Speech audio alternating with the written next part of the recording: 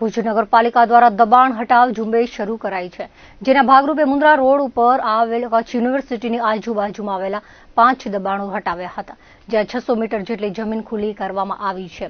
દબાણ શાખાના જયદીપસિંહ ઝાલાએ જણાવ્યું હતું કે મુન્દ્રા રોડ પર આવેલા ગેરકાયદેસર દબાણોને નોટિસ આપવામાં આવી હતી, તેમ છતાં દબાણ ન હટાવવામાં આવતા 5 કાચા પાકા દબાણો હટાવવામાં આવ્યા હતા।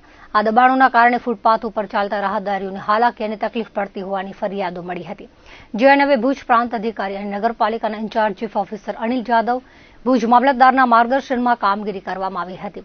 મંગળવારે કચ્છ સિંચાઈ કચેરી જ્યુબિલી ગ્રાઉન્ડ પાસેથી પીજીવીસીએલ કચેરીના મુખ્ય દરવાજા સુધીમાં 2 ચાની હોટલ, નર્સરીવાળા સહિત 14 જેટલા દબાણકારોને 2 વખત નોટિસ અપાઈ હતી, પરંતુ તેઓએ દબાણ ન હટાવતા દૂર કરવાની કામગીરી કરવામાં આવી છે। તેઓનો સામાન 3 ટ્રેક્ટર ભરીને લઈ જવાયો હતો। ઉલ્લેખનીય છે કે આ દબાણકારોએ હાઈકોર્ટમાં કેસ દાખલ કર્યો હતો। કોર્ટ દ્વારા નગરપાલિકાની તરફેણમાં ચુકાદો આપ્યો હતો। તેના અનુસંધાને સુધરાઈ દ્વારા દબાણ હટાવી 1272 સ્ક્વેર મીટર જમીનને ખુલ્લી કરાવાઈ હતી। બંને સાઇડ દબાણ હટાવતી વખતે કોઈ અનિચ્છનીય બનાવ ન બને તે માટે પોલીસનો બંદોબસ્ત રાખવામાં આવ્યો હતો।